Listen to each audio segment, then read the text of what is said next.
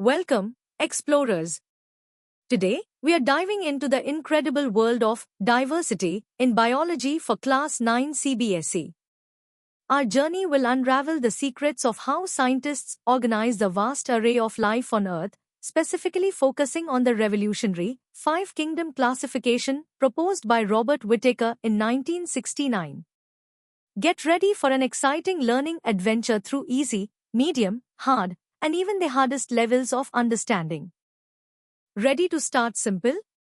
Let's begin by understanding the basic idea behind classifying all living things around us. Imagine trying to find a specific book in a library where all books are just piled up randomly. It would be impossible, right? Similarly, there are millions of different living organisms on Earth. To study them effectively, scientists need a way to organize them. This process of grouping organisms based on their similarities and differences is called classification.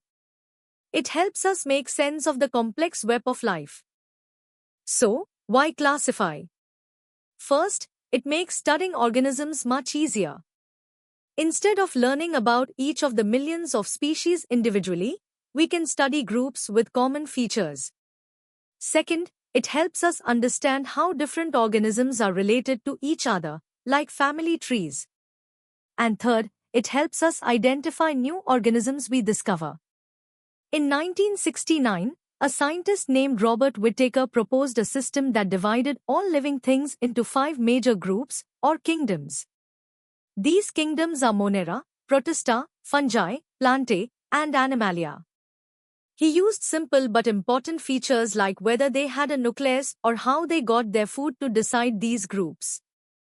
Now, let's test your understanding with some quick questions. Pause the video and try to answer them. What is the main purpose of classifying organisms? Name the 5 kingdoms proposed by Robert Whittaker. And finally, give one example of an organism from the Monera kingdom and one from the Animalia kingdom. Good luck! Feeling good about the basics? Great! Let's now go a bit deeper into Whittaker's system and understand the clever ways he grouped life. Before Whittaker, scientists often used simpler systems like just 2 kingdoms, plants and animals. But this created problems. Where would you put a mushroom, which isn't green like a plant but doesn't move like an animal? Or tiny bacteria, which are neither? These systems couldn't accurately place many organisms. This highlighted the need for a more refined and comprehensive classification that could accommodate the incredible diversity of life without forcing organisms into unsuitable categories. Whittaker's work aimed to resolve these long-standing ambiguities, providing a clearer picture of life's evolutionary journey and relationships. Whittaker's brilliance lay in using multiple fundamental criteria to classify organisms, making his system far more accurate. He looked at the cell structure, whether cells were simple without a true nucleus, prokaryotic, or complex with one, eukaryotic. Then, body organization, if an organism was single-celled or multicellular. Crucially, he considered the mode of nutrition, how organisms get their food. Do they make it themselves, autotrophic, absorb it from dead matter, saprophytic, or eat other organisms, heterotrophic? He also considered how they reproduce and their phylogenetic relationships, meaning their evolutionary history. These criteria helped create a robust and logical framework for understanding life. Let's quickly recap the 5 kingdoms and their defining traits. Monera includes all prokaryotic, unicellular organisms like bacteria. Protista covers most eukaryotic, unicellular organisms, such as amoeba. Fungi are eukaryotic, mostly multicellular, and get food by absorbing nutrients, like mushrooms. Plantae consists of multicellular, autotrophic eukaryotes like trees and grasses.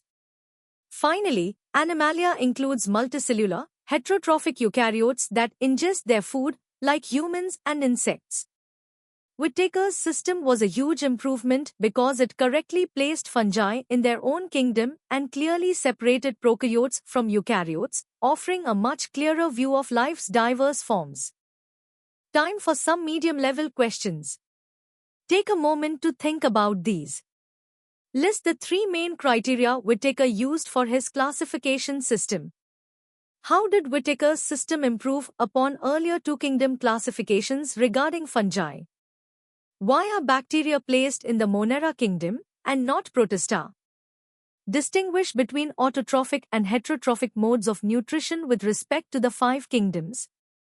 And finally, which kingdom includes organisms that are eukaryotic, unicellular, and can be either autotrophic or heterotrophic? Pause and ponder. Ready to push your understanding further? Let's delve into the deeper analysis and connections behind Whittaker's groundbreaking work. The journey of classification moved from artificial systems like Linnaeus's two-kingdom system, which grouped organisms based on obvious but often superficial traits, to more natural systems. Whittaker's five-kingdom system represented a significant leap towards natural classification. It didn't just add kingdoms, it fundamentally changed the criteria. Unlike Linnaeus, who primarily used morphology, Whittaker incorporated deeper biological characteristics like cell type, body organization, and especially mode of nutrition.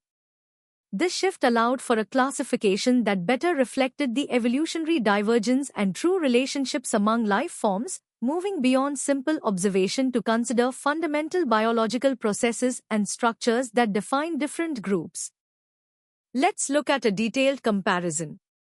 Whittaker's system explicitly distinguished between prokaryotic Monera and all eukaryotic kingdoms. It then separated eukaryotes based on whether they were unicellular, Protista, or multicellular. Among multicellular eukaryotes, the primary distinguishing factor became the mode of nutrition. Plants are autotrophic, fungi are absorptive heterotrophs with chitin cell walls, and animals are ingestive heterotrophs without cell walls. This table clearly shows how each kingdom has a unique combination of these fundamental characteristics, providing a robust and logical framework for classifying the vast diversity of life on Earth. Whittaker's system wasn't just about grouping, it also told an evolutionary story. It suggested a progression from the simplest life forms, the prokaryotic Monera, to the more complex eukaryotes. Protista, being the simplest eukaryotes, are seen as the ancestral group from which the three multicellular eukaryotic kingdoms fungi, plantae, and animalia independently evolved, each developing a distinct nutritional strategy. Fungi specialized in absorption, plantae in photosynthesis, and animalia in ingestion. This phylogenetic basis gave the system a powerful explanatory framework, linking classification directly to the grand narrative of evolution. However, it did have its limitations, particularly with the diverse Protista, often called a dustbin kingdom for organisms that didn't fit elsewhere. Now, for some hard-level challenges. Pause and analyze these questions. Compare and contrast Whittaker's five-kingdom system with Linnaeus's two-kingdom system, highlighting at least two major improvements. Explain why mode of nutrition was a crucial criterion in Whittaker's classification, giving examples from three different kingdoms.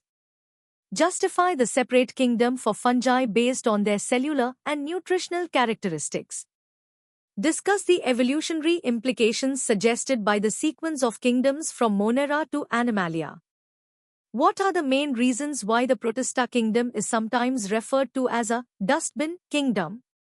How do prokaryotic and eukaryotic cell types fundamentally differentiate kingdoms in Whittaker's system? And finally, suggest how the classification of an organism like Euglena is resolved in the five-kingdom system. Good luck! You've tackled the hard stuff, now brace yourselves for the hardest level. We'll explore the scientific debates, molecular insights, and the profound impact of Whittaker's work on modern biology. Before Whittaker, the classification landscape was fragmented. Haeckel's Protista and Copeland's Monera systems tried to fix the issues of the two-kingdom model, but the placement of fungi remained a major point of contention. Fungi, being non-motile, were often lumped with plants, overlooking their distinct heterotrophic nature and unique cell wall composition. the scientific community was actively seeking a system that could reconcile morphological diversity with evolutionary relationships. This period of intense debate and the emergence of new tools like electron microscopy, which revealed cellular ultrastructure, created the perfect intellectual climate for a comprehensive system like Whittaker's to emerge and revolutionize biological classification. Whittaker's innovation wasn't just about adding a kingdom, it was a paradigm shift in how we categorize life. He engineered a classification system based on a hierarchical approach using three fundamental levels of biological complexity. First, the most fundamental divide, prokaryotic versus eukaryotic cell structure. Second, unicellular versus multicellular body organization. And third, the distinct modes of nutrition, autotrophic, absorptive heterotrophic, and ingestive heterotrophic. This multi-criteria framework provided unparalleled clarity. It's like designing a complex machine by first identifying its core power source, then its main functional units, and finally its operational method, ensuring each component is correctly placed for optimal function and understanding. Let's delve deeper into the specific distinctions. Monera, for instance, are defined by their peptidoglycan cell walls and diverse metabolic pathways. Protista, a highly varied group, showcase a wide array of cell wall types, motility mechanisms, and complex life cycles, representing a crucial evolutionary bridge. Fungi are uniquely characterized by chitin cell walls and their osmotrophic, or absorptive, mode of nutrition, performing extracellular digestion. Plantae, with their cellulose cell walls, are masters of photosynthesis and exhibit complex tissue differentiation. Animalia, lacking cell walls, are defined by ingestive heterotrophy, motility, and highly specialized nervous and muscular systems. These detailed morphological, physiological, and biochemical differences were precisely what Whittaker's system leveraged to create its robust and logically consistent framework, providing a clear map of life's diverse strategies. Whittaker's system offered a compelling narrative of early evolution. Monera, as the prokaryotic base, gave rise to Protista, the first eukaryotes. From this diverse Protistan pool, three distinct multicellular lineages branched off: fungi, plantae, and animalia, each adapting a unique strategy for survival and nutrition. This model significantly advanced our understanding of macroevolution. However, molecular biology, particularly rRNA sequencing by Carl Woese, later revealed that prokaryotes themselves are two distinct groups, archaea and bacteria, leading to the three-domain system. While this refined the highest taxonomic level, Whittaker's 5 kingdoms, especially for eukarya, remain foundational, illustrating the continuous evolution of scientific understanding and the enduring legacy of his framework in shaping modern systematics. Alright, here are the first 5 hardest questions. Take your time to think deeply and formulate your answers.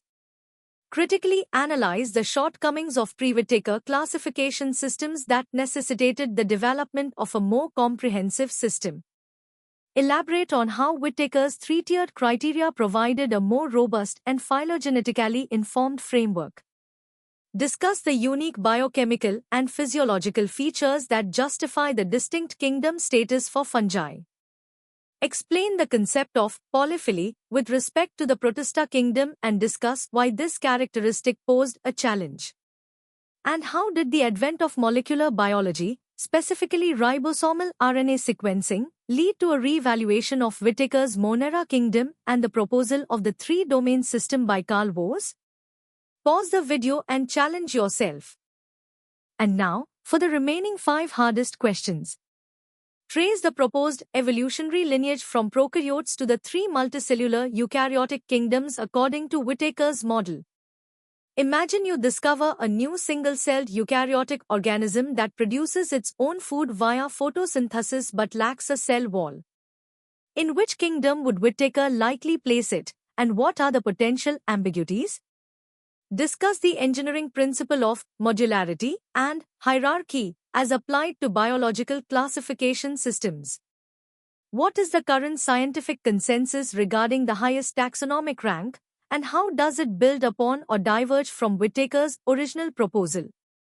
Finally, evaluate the enduring legacy of Whittaker's five-kingdom classification system in biology education and research, even in the context of more recent phylogenetic advancements. These questions will really make you think. And that concludes our deep dive into Robert Whittaker's five-kingdom classification. We've journeyed from the basics to the complex scientific debates and modern implications. If you found this session insightful and want to explore more such fascinating topics, make sure to visit synapse.omaps.in. Don't forget to like this video, share it with your friends, and subscribe to our channel for more exciting educational content. Keep learning, keep exploring, and stay curious.